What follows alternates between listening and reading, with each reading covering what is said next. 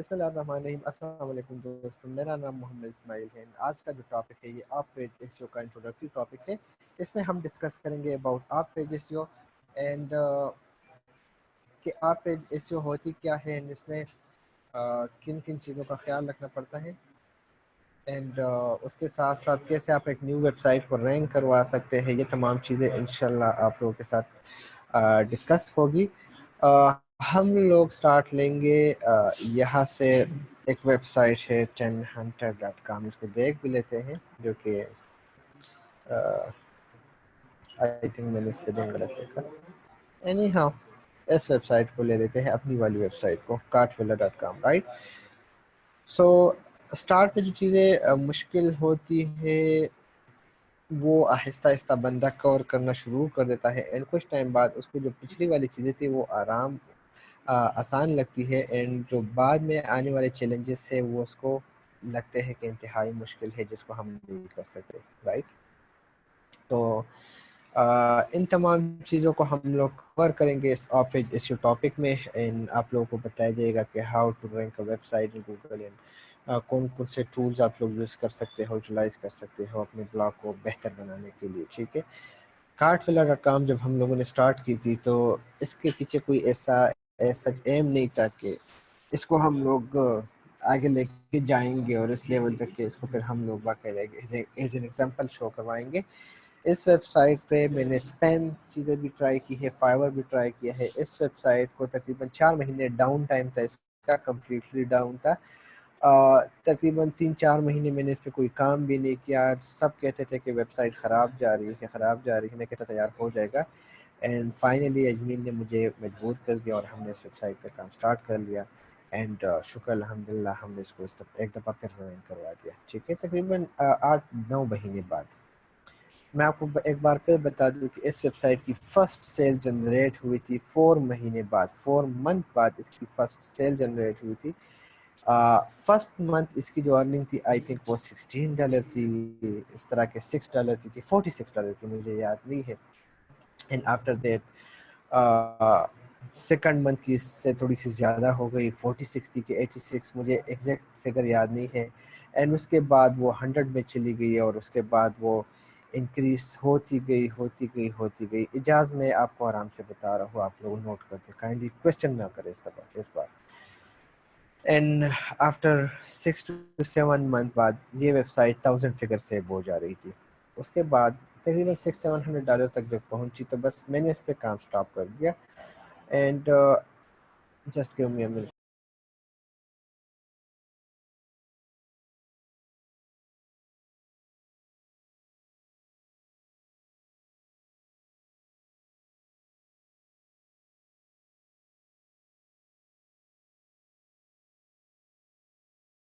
अच्छा, मेरा इस पे कोई फोकस नहीं था इतना एंड ये तकरीबन महीना तो कम्प्लीटली डाउन ही।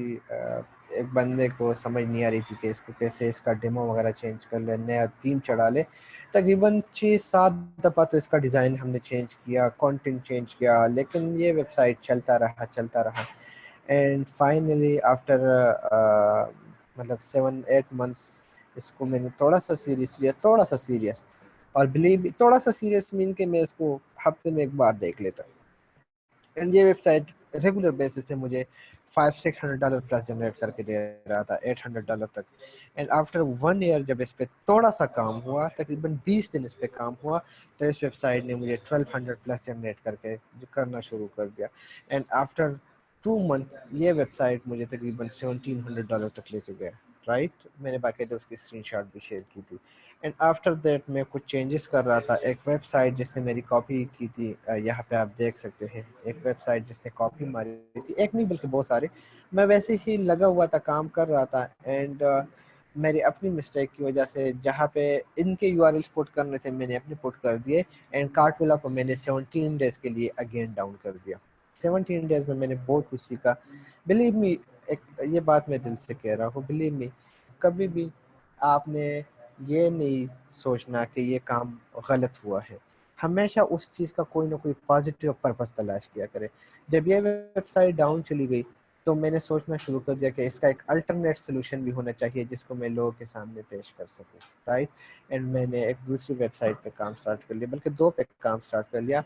एंड उन वेबसाइट्स को विद इन 1 वीक, उनके कीवर्ड जो कि 200 में घूम रहे थे, उनको मैं 1 वीक के अंदर अंदर, लाइक तकरीबन 8 to 10 डेज के अंदर मैं उनको लेके आ गया 800 प्लस कीवर्ड्स पर, राइट।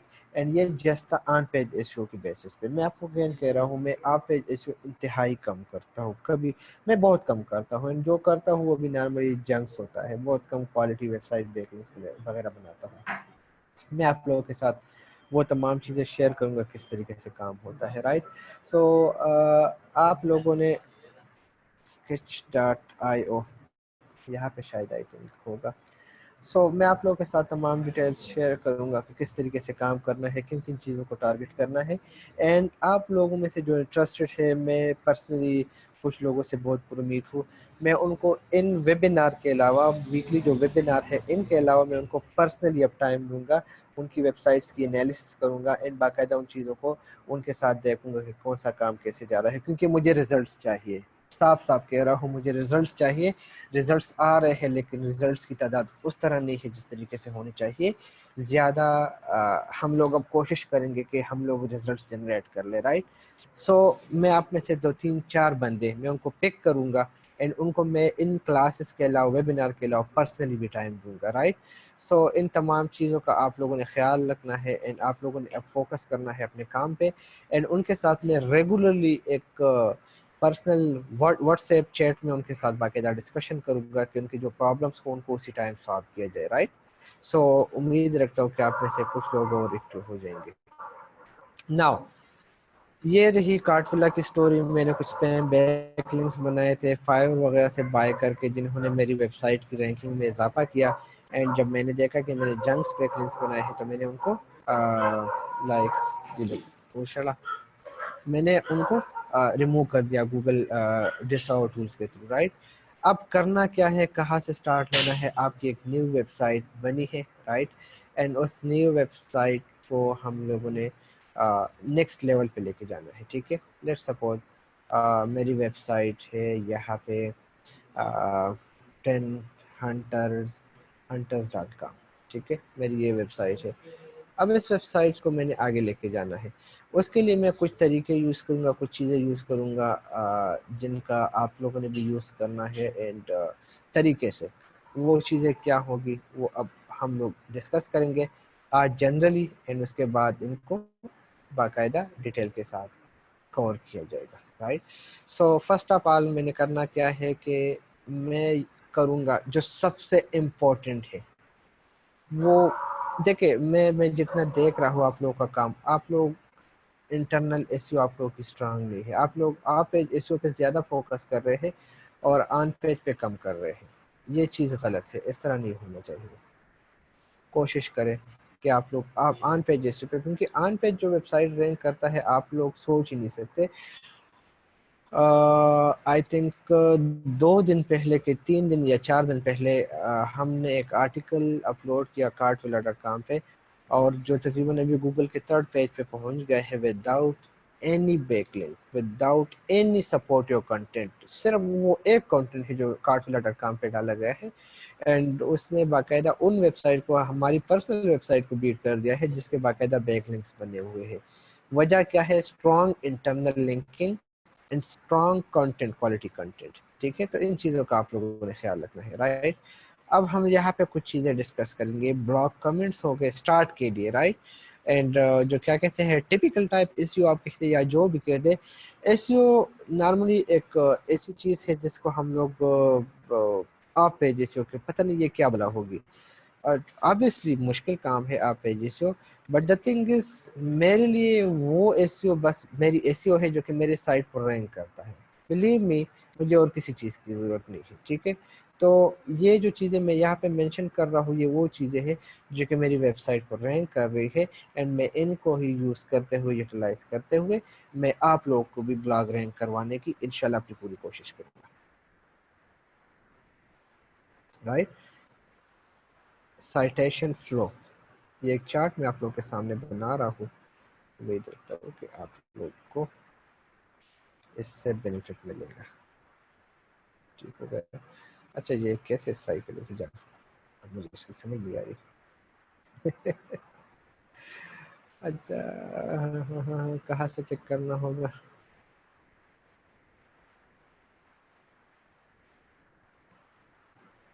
अच्छा लो जी।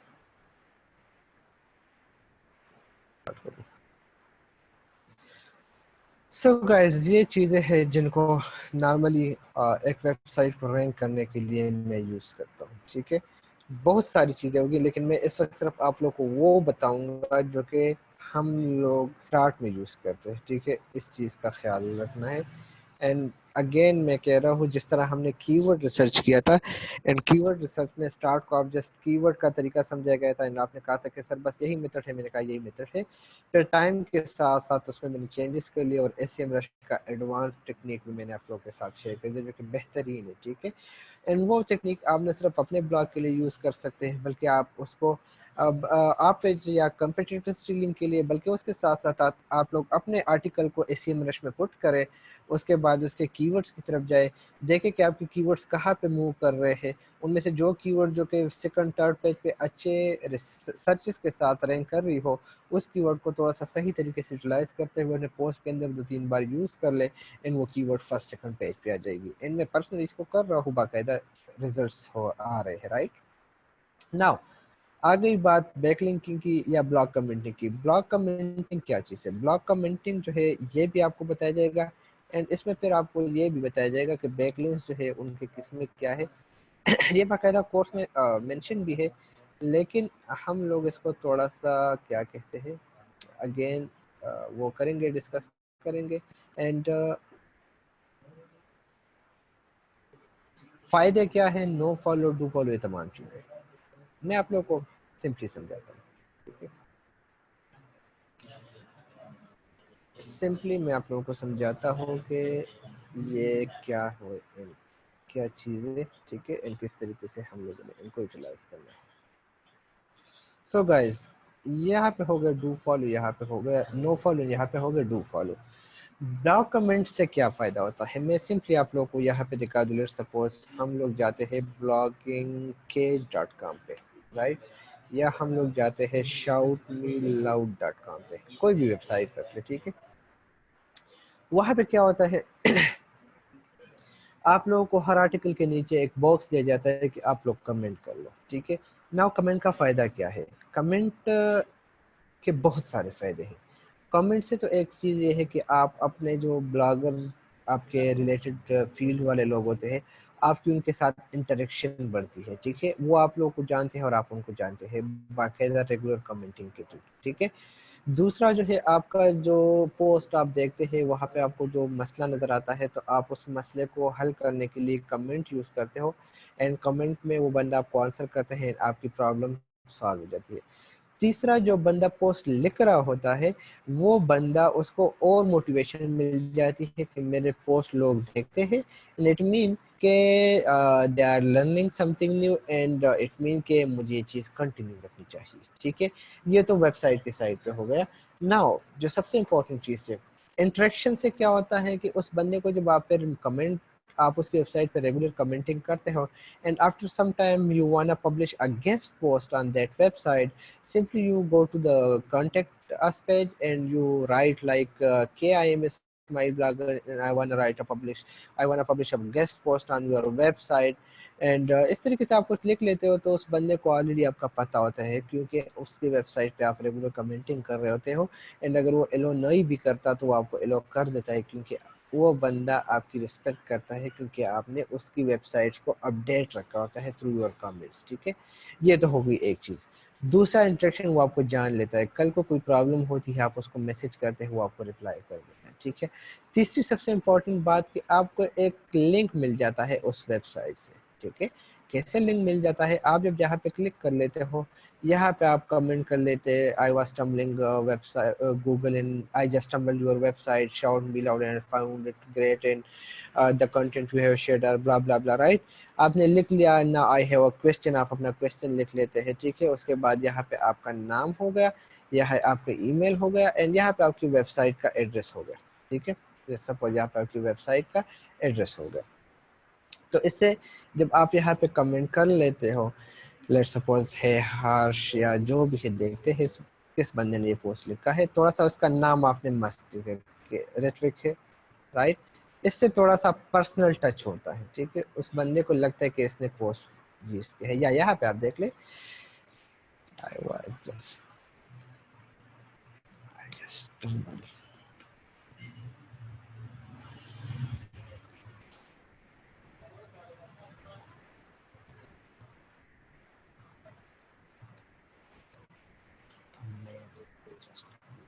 Let's suppose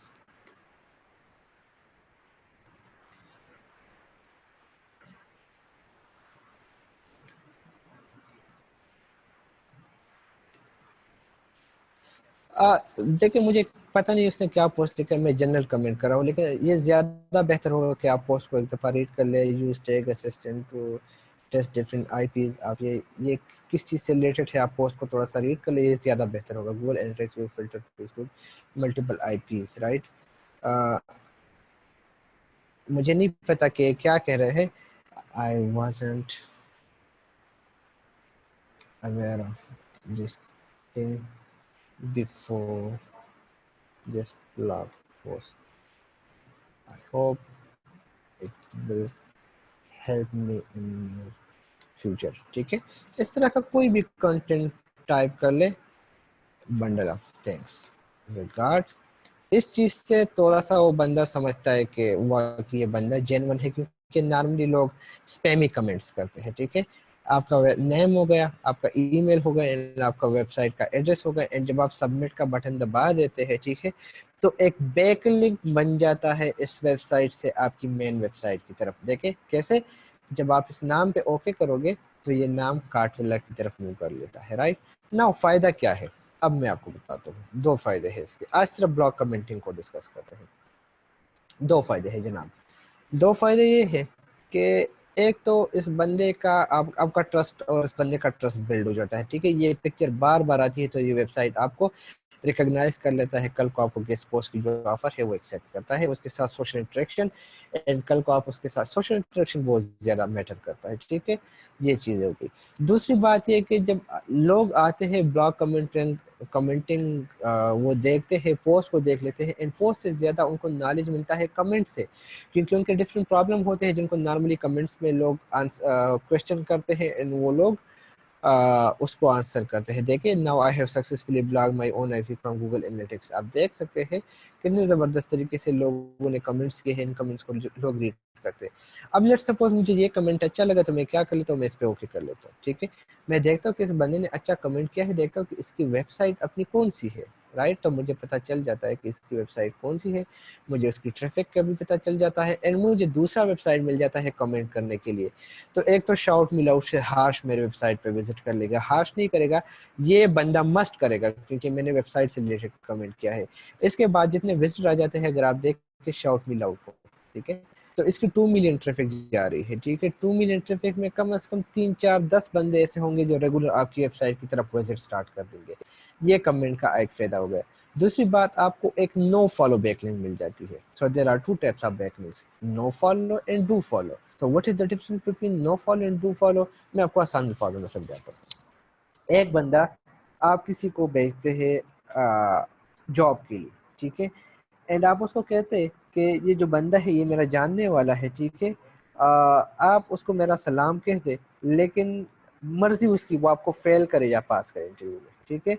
इट मीन कि आपने पूरे का पूरा जो रिस्पॉन्सिबिलिटी थी वो आपने उस बंदे पे डाल ली, लेकिन आप रिस्पॉन्सिबल नहीं बन रहे। मैं आपको सिंपली ब्लॉग जबान में समझाता हूँ। मैं ये बैकलिंक हो गए, ठीक है, a link back toward this website या दिस वेबसाइट जो कि कार्टविला का मैंने किया, ठीक है। मेरी वेबसाइट का कमेंट यहाँ पे आ गया, ये मेरी वेबसाइट की तरफ लिंक बन गया, लेकिन शाउट मी लाउड गूगल को ये नहीं कह रहा कि इस्माइल ब्लॉगर को जो मैंने बैक लिंक दिया है आप इसको वैलिड ले ले, आप इसको एक ऑथेंटिक सोर्स समझे। वो जस्ट कह रहे हैं कि इस बंदे ने कमेंट किया है।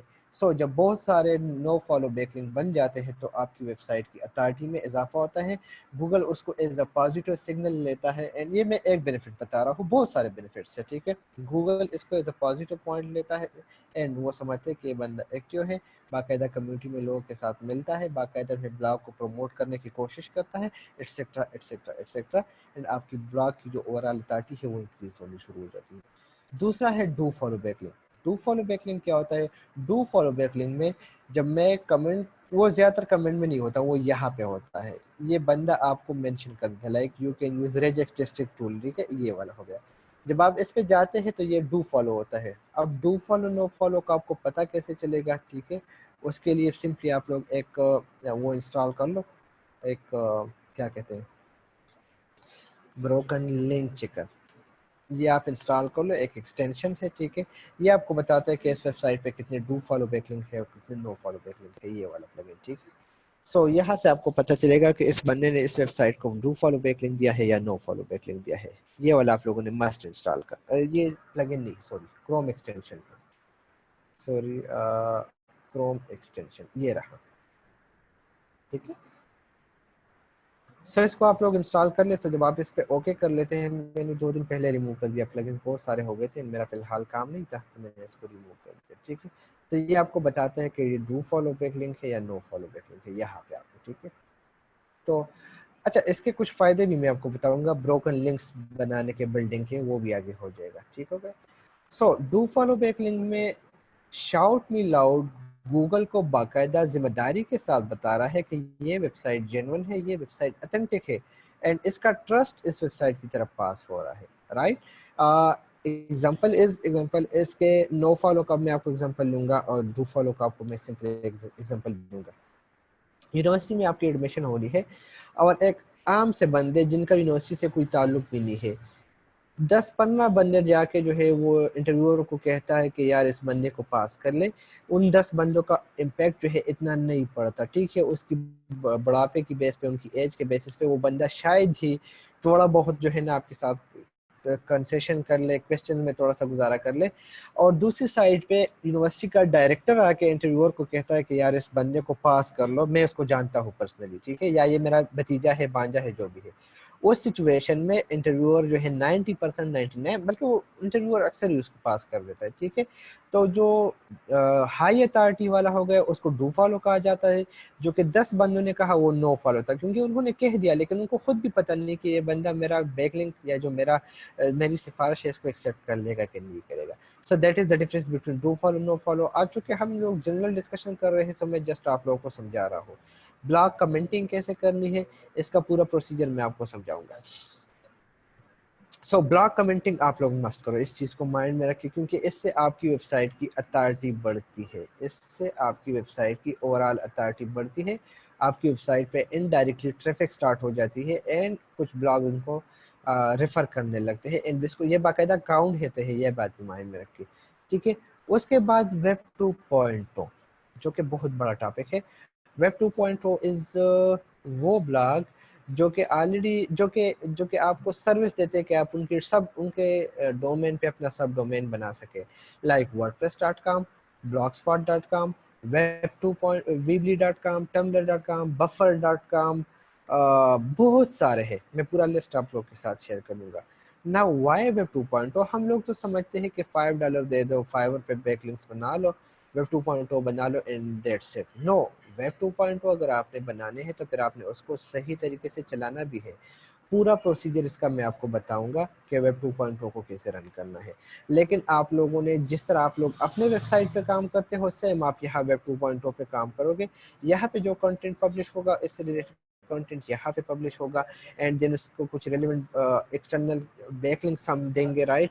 एंड देन उससे हम कुछ अर्सा बाद अपने वेबसाइट को बैकलिंक देंगे। ये पूरा प्रोसीजर यहाँ पे आपको क्लियर होगा। इन साइटेशन फ्लो मैं आपको सिंपल वर्ड्स में समझा दूं कि ये असल में जो है ना कुछ गूगल वगैरह के जो मैप वगैरह होते हैं या येल्प या येलो पेजेस, वहाँ पे आपके वेबसाइट के नाम से जो है ना एक पेज बन जाता है जो कि नॉर्मली यूएस के लिए होता है, लेकिन हम लोग उसको यूज़ करते हैं अपनी वेबसाइट की रैंकिंग को इंक्रीज करने के लिए, ठीक है। सो साइटेशन फ्लो से हम अपने ब्लॉग की रैंकिंग को इम्प्रूव करने की कोशिश करते हैं। उसके बाद बहुत सारी चीज़ें आती है, विकी पेजेस हो गए, विकीपीडिया से कैसे बैकलिंक लेना है बाकायदा मैं भी आपको बता दूंगा, बल्कि इवन फारूक साहब ने उस पर बाकायदा काम किया है। मैं चाहूँगा कि वो इसी पे आप लोगों को लेक्चर देते ज़्यादा बेहतर होगा, ठीक है। ब्रोकन लिंक हो गया, एक गेस्ट पोस्टिंग हो गई, इसके अलावा बहुत सारी चीज़ें हैं जो कि इंशाल्लाह आने वाले क्लासेस में आप लोगों के साथ डिस्कस होगी। आज जो है बुध थे, राइट। सैटरडे को हम लोग बल्कि सैटरडे को नहीं, फ्राइडे नाइट को हम लोग ब्लॉग कमेंटिंग को बाकायदा डिस्कस करेंगे, किस तरीके से काम करना है एंड कैसे कमेंट करनी है एंड किन किन वेबसाइट पे कमेंट करनी है। ये तमाम आप लोगों को नेक्स्ट क्लास में बाकायदा डिटेल के साथ समझाया जाएगा। एंड आफ्टर दैट मंडे को हम लोग वेब 2.0 को डिस्कस करेंगे, ठीक है। वेब 2.0 मुझे पता है एक टाइम का टॉपिक नहीं है, ये कम अज़ कम हमारा 1 मंथ लेगा। तो वेब 2.0 पे हम लोग काम करेंगे। दिन वेब 2.2 के अंदर हम लोगों ने कैसे बाकी लिंक्स देने हैं, ठीक है। दिन उनके अंदर हमने भी कैसे लिंक्स देने हैं ताकि इसको स्ट्रॉन्ग बना ले, राइट। तो ये तमाम चीज़ें इनके साथ हम लोग बाकायदा रेगुलर बेसिस पे करेंगे। साइटेशन फ्लो इजी है, ये पर्सनली मैं बाय करता हूँ, आप लोगों को भी बाय करने के लिए जहाँ से मैं बाय करता हूँ वहाँ से आप लोग बाय करेंगे।